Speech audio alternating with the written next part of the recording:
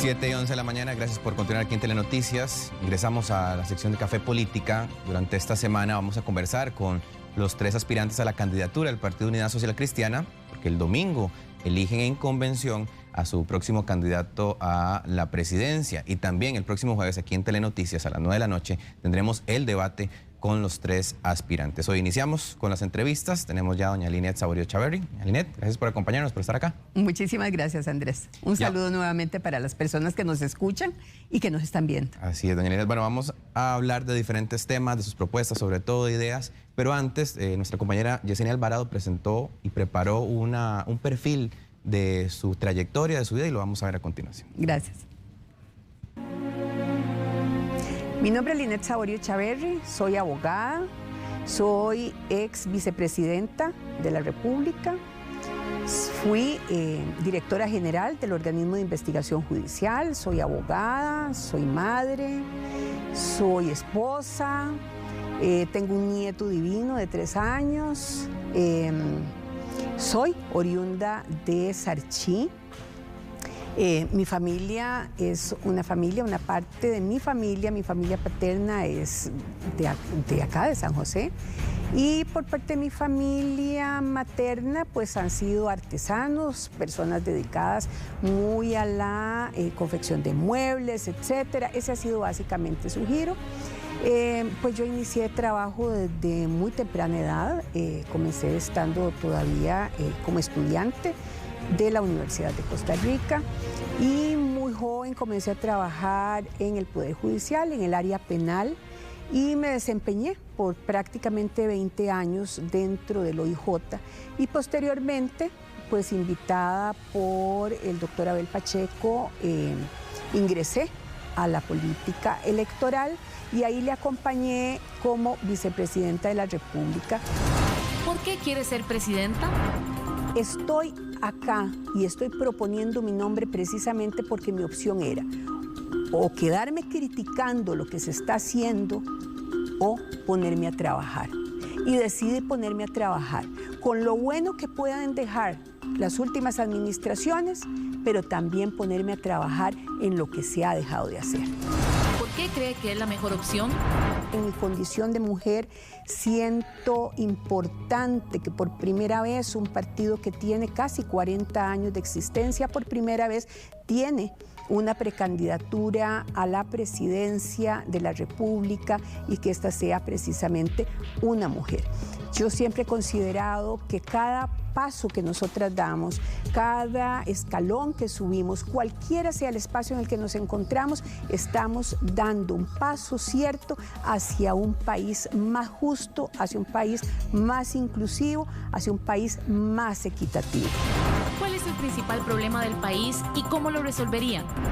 El principal problema es la ausencia de empleo y de empleo digno además, y bueno, la situación económica del país que es realmente lo que más debe llamar nuestra atención. ¿Cómo arreglarlo? Lo primero, que las instituciones respondan a las necesidades de la población, eso es lo primero, que las instituciones dejen de ser un obstáculo y que al contrario el crecimiento pueda hacerse presente con la coadyuvancia de buenas instituciones públicas eficientes, efectivas. ¿Cuál es su solución para crear más empleos? Vamos a trabajar de manera regional. Vamos a ir a Guanacaste, vamos a ir a Punta Arenas, vamos a ir a Limón.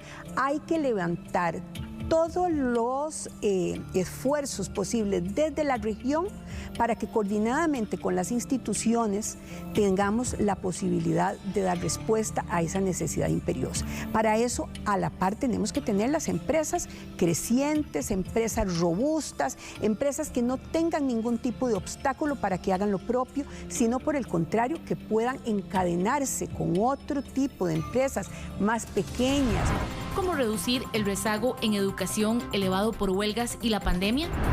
Estamos proponiendo escuelas inteligentes. Estamos proponiendo que la conectividad llegue a todas las escuelas y que a esto se sumen educadores, padres de familia, por supuesto el estudiantado todo. Estamos también proponiendo para ello llevar programas donde nos posibilite que los niños tengan una educación bilingüe también desde primaria. Si la eligen presidenta, ¿cuál sería su primer decreto?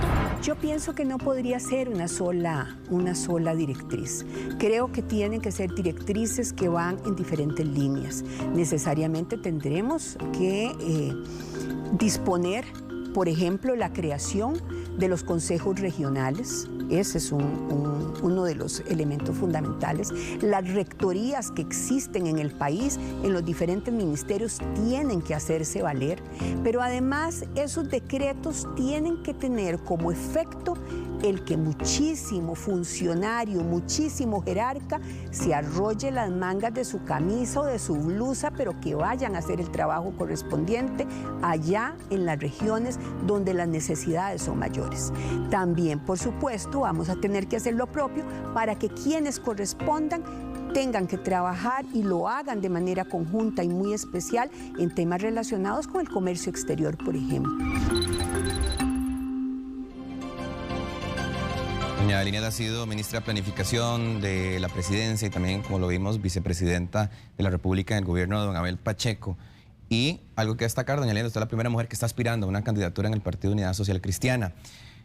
Vamos a hablar un poquito, como le decía, de propuestas y demás. Ahora en la nota usted mencionaba que el gobierno ha dejado de hacer muchas cosas que usted sí haría. ¿Cuáles serían esas cosas que usted sí llegaría a hacer en caso de ser electa presidenta de la República? Algo que, retomando de lo que señalé, Andrés, las instituciones tienen que estar al servicio de los ciudadanos. Ese es un elemento indispensable, un elemento que así está bien señalado en toda nuestra normativa, pero que hace muchísimo rato se cayó en una desvinculación. Las instituciones en este momento, por falta de tener un norte claro, un norte estratégico, una posibilidad de que realmente articulen esfuerzos, no están realmente sirviendo a la ciudadanía en todas sus diferentes necesidades y requerimientos. Ese distanciamiento de las instituciones obedece a esa falta de norte. Tenemos un problema de gobernanza, pero también hay un problema de gobernabilidad. Pero hay un problema que se acrecenta porque no se observa de ninguna manera un modelo de gestión que facilite poner las instituciones en ese servicio al ciudadano. Y eso es algo precisamente que propongo. ¿Qué es lo que queremos? Instituciones que trabajen desde las regiones. Los planes se están haciendo desde San José, los programas se están haciendo desde escritorios. Y resulta que esos planes y programas prácticamente enlatados, Andrés, están llegando a nivel de los cantones, a nivel regional, impulsando de manera general como si Costa Rica fuera toda igual. Y eso no es cierto. ¿Qué impulso y qué digo en cada región?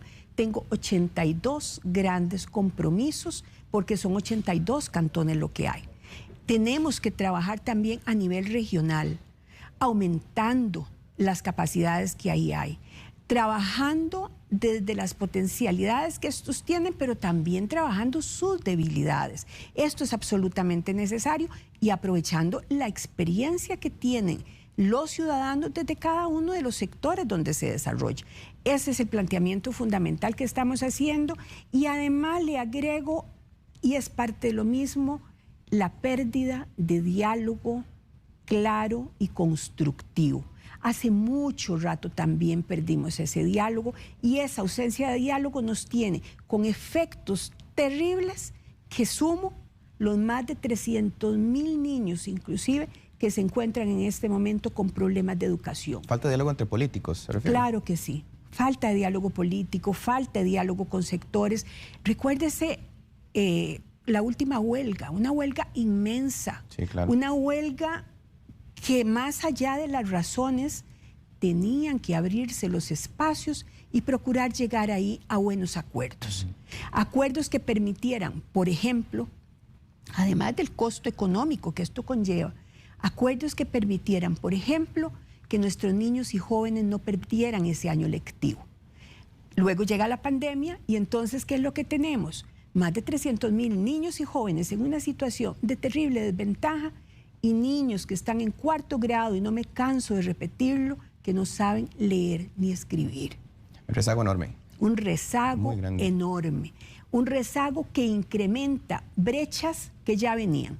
Porque ciertamente, Andreas, la pandemia ha golpeado absolutamente todo. Pero los problemas que teníamos, ahí estaban, se acrecentaron. Y entonces siento que ahí hay un problema muy grande. Ahora que toca el tema de la huelga y esas consecuencias que ha dejado en educación, usted también plantea, y creo que es uno de sus proyectos principales, que es el hacer escuelas inteligentes, la conectividad entre los centros educativos. El 7 de mayo anterior usted participó en el programa En Profundidad con Rodolfo González en teletica.com y le mencionaba este proyecto, pero ahí no dijo a cuánto tiempo, a cuánto plazo usted planeaba conectar todas las escuelas, a cuántos niños iba a impactar. La pregunta, ¿ya tiene las estimaciones de si llegara a ser presidente, en cuánto podría tener conectados todos los centros educativos? Mire, nosotros, por ejemplo, lo primero que vamos a arrancar, por supuesto, es eliminando aquellas que se encuentran con órdenes sanitarias y que también está ahí establecido. Eso me parece que es absolutamente importante, absolutamente prioritario. En el tema de la conectividad, nosotros tenemos que arrancar, por supuesto, en una línea que es la siguiente. Nosotros no tenemos, vamos a ver, no tenemos las escuelas que están conectadas, no siempre las tenemos en dirección de que esto permita incrementar también las posibilidades de enseñanza en el campo correspondiente siquiera. O sea, hay muchas escuelas de las que ahora se encuentran conectadas que lo que facilitan es la labor administrativa o de información o algunas con un aula específica. Eso es lo que tenemos nada más. Nosotros en este momento lo que estamos es trabajando efectivamente en este ideario que se ha presentado, le estamos sacando efectivamente punta, ese lápiz, cuantificando. Lógicamente los programas se iniciarían considerando las posibilidades que vamos a tener en una primera etapa, donde estamos pensando en los recursos que se encuentran en Fonatel. Esos son recursos en los que estaríamos pensando en una primera instancia, pero la programación se estaría haciendo durante la administración. Esta propuesta está en este plan de 100 días que dice usted, entonces sería empezar a hacer algo en los primeros 100 días o completarlo en los 100 días. Ah, no, imposible completarlo. Esto conlleva lo siguiente: tenemos que tener un internet de calidad, tenemos que tener para lograr conectar esas escuelas, lógicamente los equipos también. Lo que vamos a hacer, si Dios nos lo permite y el pueblo costarricense apoya nuestras ideas, lo que vamos a hacer, por supuesto, es en esos 100 días comenzar inmediatamente a hacer lo que corresponde. Siempre también con la idea, todas las personas que están trabajando en los programas, con la idea, si esto nos va bien, primero tenemos que ganar las internas, recordemos, sí, Andrés. Es el domingo. Estos son idearios que se plantean. Primero tenemos que ganar las internas, que es el próximo domingo. Ahí vamos a necesitar, por supuesto, el apoyo de todas las personas con su voto. Luego de las internas vamos a la nacional. Los programas de gobierno se presentan 3, 4 meses antes de las elecciones, ya normalmente con todos esos datos. En este momento tenemos 3 meses prácticamente de pre-campaña. Estimaciones, por lo menos, de cuánto alcanzaría, cuántos centros educativos conectados en Nosotros lo que vamos es hacia todos los centros de este país. Esa es nuestra meta. ¿Los más de 4,000? Sí, señor. ¿Pero en los primeros 100 días? En los primeros 100 días nosotros lo que vamos a iniciar es con todo lo que se requiere, desde los acuerdos, desde convenios interinstitucionales, los decretos, el inicio efectivamente de todo lo que corresponde a las adquisiciones con el Instituto Costarricense de Electricidad, también lo que corresponde con ellos. O sea, es el marco preparatorio. Los 100 días son los marcos preparatorios, un poco como cuando ustedes señalaban hace un rato cuáles los primeros decretos, cuáles los decretos del primer día. Estos son nuestras acciones para esos primeros 100 días. Hay otro tema, doña Linet, creo que es preocupación de todos, y es el tema del desempleo.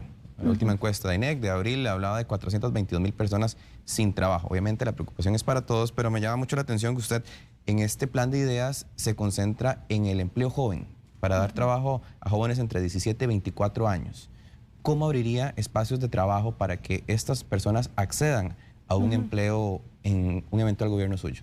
Claro, en realidad uno de los puntos es efectivamente para jóvenes entre 17 y 24 años, uno de los puntos. pero hablamos precisamente para impulsar los temas de empleo. Partimos también desde lograr robustecer las áreas correspondientes a créditos, la posibilidad también de la formalidad como uno de los elementos importantísimos también para que las pequeñas empresas puedan también salir adelante. Todo el tema de emprendedores también lo sumamos ahí, ¿verdad? Pero sí, por supuesto, incluimos los jóvenes de 17 a 24 años. Nosotros queremos encadenar esto también con los esfuerzos de pensar en educación dual. Queremos pensar también en la posibilidad de que el Instituto Nacional de Aprendizaje muy rápidamente, junto a esos programas y planes regionales que estaríamos impulsando de respuesta a lo que necesitan esos jóvenes para salir adelante. ¿Por qué pensamos y los mencionamos a ellos en particular? Si nosotros revisamos en el desempleo tan grande que tenemos, que nos golpea tan fuerte, lo cierto es que este tiene rostro de mujer y tiene rostro de joven también mayoritariamente. Entonces, por eso hacemos un énfasis, pero nuestro compromiso, como ahí se señala, pues va realmente en mejorar las condiciones, pensando inclusive en condiciones de inversión, en generar confianza. Nosotros vemos el tema de empleo, efectivamente, y el tema económico no solamente en una línea, sino que nosotros debemos necesariamente pensar en muchas. Desde pensar, por ejemplo, en el caso de la provincia de Limón, en lograr realmente impulsar un puerto de Limón donde los cruceros sean algo que lleve desarrollo verdaderamente. Pensar en esas regiones más oprimidas y también, por supuesto, en la gran área metropolitana. Pero nuestras ideas pues son bastante amplias. Pensamos, por ejemplo, desde el trabajo remoto, pensamos en la atracción necesariamente de turismo. Imagínense que solamente en el área de turismo tenemos 200,000 y tanto de empleos directos y es un área que se encuentra muy deprimida ahora. Por eso estamos hablando, por ejemplo, de salvamento, ¿verdad? De proyectos de ley de salvamento para ese sector de turismo. Estamos hablando de impulsar, porque además tenemos en ese solo sector más de 600,000 empleos indirectos. Solamente ahí estamos hablando de 900,000 personas que se ven afectadas con la situación. Así es que realmente a lo largo de nuestro ideario el tema de empleo y desarrollo económico es una constante. Se me habla mucho de capacitación, sobre todo, ahora que iniciamos hablando del tema de los jóvenes, también mujeres que usted me menciona. Capacitación es una cosa, las opciones o generar ofertas de empleo es otras. ¿Tiene también algún estimado de cuántas puestos de trabajo podría generar y cómo generarlos? Bueno, en realidad yo siento que acá tenemos que arrancar por la recuperación, ¿verdad? Tenemos que pensar en una Costa Rica recuperándose. Luego de recuperar lo que había, tenemos que continuar efectivamente avanzando porque ya teníamos de todas maneras una cantidad de desempleo, pero además también tenemos una situación de informalidad en la que queremos trabajar fuertemente. Las cantidades de puestos que podrían provenir de acciones como las que también planteamos de desarrollar zonas francas en diferentes lugares, eso no está cuantificado. Ok. Nelina, otro tema. La semana anterior se aprobó en primer debate la Ley de Empleo Público en la Asamblea Legislativa, un proyecto bastante discutido, bastante polémico, con muchas voces a favor, muchas voces en contra. ¿Qué opina usted de esa ley que se aprobó en primer debate tal cual se aprobó? Bueno, tal cual se aprobó, me parece que tiene muchísimo espacio de mejora, muchísimo espacio. Me parece que todavía falta mucha discusión ahí. Creo que en todo caso los problemas de constitucionalidad que se ha hablado tiene la ley y que lo han señalado múltiples especialistas, pues es lo que se va a terminar probablemente señalando por parte de la Sala Constitucional. Siento que fue una lástima de que no se aprovecharan los espacios que ha tenido la Asamblea Legislativa para lograr una discusión más completa sobre un proyecto que es absolutamente necesario para el país. El país necesita efectivamente una ley de empleo público, no solamente por razones nacionales, sino por compromisos también internacionales. Creo que hay muchísimo que trabajar ahí, que hay desigualdades que tienen que superarse por medio de la ley de empleo público. Lastimosamente siento que no se aprovechó como correspondía por parte de la Asamblea, como señalaba hace un momento. Creo que la ley va a tener, por lo tanto, que someterse a esas mejoras, a esos cambios. Creo que la Sala Constitucional lo va a señalar de esa forma. Y pienso, además, que nuevamente se hace presente la falta de diálogo político. Que siendo proyectos de estos que tienen esta magnitud, no se logran concretar adecuadamente precisamente por esa falta de diálogo político. Pero sí debió aprobarse en primer debate este proyecto. Yo creo que es importante que vaya a la sala y que la Sala Constitucional señale cuáles son los problemas que tienen. Yo, por ejemplo, en lo personal me sumo señalando, veo absolutamente fuera de lugar que el Ministerio de Planificación y Política Económica le corresponda atender los temas de empleo público. O sea, me parece que eso lo desnaturaliza, me parece que lo saca de lo que necesita en este momento el país, y es urgente tener un Ministerio de Planificación con una naturaleza tan rica como la que tiene y potestades tan ricas como las que tiene, haciendo lo que le toca hacer, ¿verdad? Porque es Ministerio de Planificación y Política Económica, que haga lo que le corresponda. Creo que todas las instituciones tienen que pasar por eso, pero me parece que no es necesario y no es posible tampoco pues politizar el tema de empleabilidad pública, siendo que era uno de los puntos de partida también que tenía este proyecto. Otra situación que planteaba el proyecto era fortalecer el servicio público. Y resulta que en medio de la discusión me parece que es uno de los temas más sueltos que quedaron.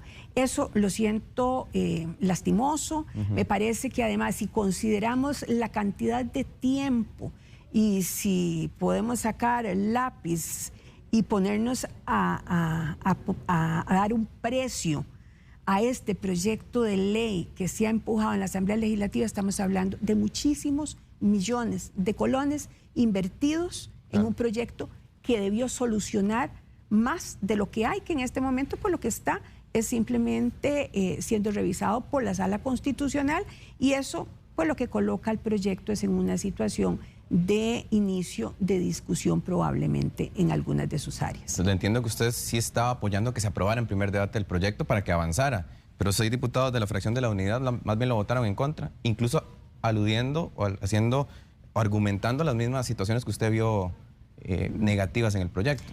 Bueno, ¿No yo no he impulsado, porque además no es mi campo, ¿verdad? Es un tema de la Asamblea Legislativa, es un tema de Asamblea Legislativa, pero no, yo no he impulsado, digamos, el que se vote o no en primer debate, ¿verdad? Lo que sí me parece, e insisto, es que el país requiere de un proyecto de empleo público, un proyecto de empleo público que realmente recoja la posibilidad de que el país tenga una ley que finalmente regule uno de los temas de mayor importancia, que es precisamente la relación que guarda esas planillas del Estado, los costos que tiene, y dentro de las instituciones una igualdad importante también, y que muchos funcionarios públicos se quejan precisamente por las líneas de desigualdad existentes. O sea, son muchos los temas que tiene empleo público, por eso le veo la importancia absoluta.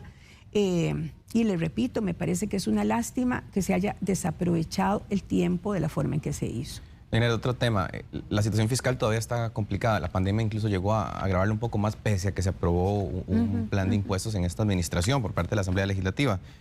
¿Usted estaría valorando, pensando en que sería para futuro necesario aprobar nuevos impuestos? Yo siento que en este momento los nuevos impuestos no deben venir. Para mi concepto, lo que tiene que hacerse es bien las cosas. Yo repito, hay que hacer bien las cosas. Esa es la propuesta mayor que planteo. Hay que hacer bien las cosas, hay que cobrar adecuadamente los impuestos, igual que no hay que asfixiar a las personas que en este momento están viendo cómo salen adelante. Este es un país que está lleno de muchísimas necesidades y múltiples familias que no tienen siquiera cómo llevar su comida a la mesa. Hay muchas cosas que hacer y me parece que hay que hacerlas adecuadamente y hay que hacerlas bien. Cuando nosotros vemos temas como los que nos han ocupado en estos últimos días, donde se habla a veces de despilfarro, pero en el fondo se habla de una corrupción de miles, de millones de dólares en casos muy puntuales, aquí parece que no es un tema de impuestos la salida rápida y fácil que se debe tener. Aquí lo que hace falta es enfrentar, para comenzar, un flagelo como la corrupción. Y es que un Estado en el cual la corrupción se hace presente, ahí no hay dinero posible que pueda solventar la problemática de un país. No hay ninguna posibilidad. Cuando la corrupción se hace presente, todas las cosas funcionan inadecuadamente. Y es que resulta que este es un flagelo con múltiples brazos. No va en una sola dirección, no se coloca en un solo espacio, nos golpea y nos golpea muy fuertemente. Cuando usted dice que una de las cifras que se está discutiendo en uno de estos casos concretos se habla de 70.000 millones de dólares, por ejemplo, en el que pudo haber diferentes malos manejos. Estos son temas muy gruesos. ¿Se refiere al temas caso muy Cochinilla? gruesos. El último caso. De 8.000 millones de colones. Exactamente. Un caso que además... El caso del diputado Oscar Cascante, donde se le están haciendo cuestionamientos por las visitas que recibió en Asamblea Legislativa. Y otros también, diputados también. Y otros diputados y de otros partidos también. El tema acá, Andrés, es que esto no tiene lastimosamente un solo color político. Esto no tiene lastimosamente un solo espacio, no. Cuando se habla de este tipo de cosas, lo primero que debemos hacer, por lo menos desde mi concepto y con mis años de experiencia, y habiendo sido directora general del OIJ por mucho tiempo también, y habiendo dado una vida entera de trabajo en esa línea, yo le diría, lo primero que debemos hacer es dimensionar. Y al dimensionar el problema que tenemos, es un problema muy grande y es un problema que nos llama a tener grandes acuerdos y grandes compromisos como país. ¿Cómo atender eso, doña Linet? Evitar que se permee el narcotráfico, el crimen organizado dentro de la política nacional, que creo que es un peligro latente y que lo estamos viendo en los últimos días, sobre todo. ¿Cómo no? Pero yo quiero llevarlo a algo. Es la política nacional, efectivamente, la que también hay que revisar. Pero acá, en este caso, por ejemplo, y que es un caso que el OIJ señala tiene mucho tiempo de trabajar, igual que el otro que usted mencionaba.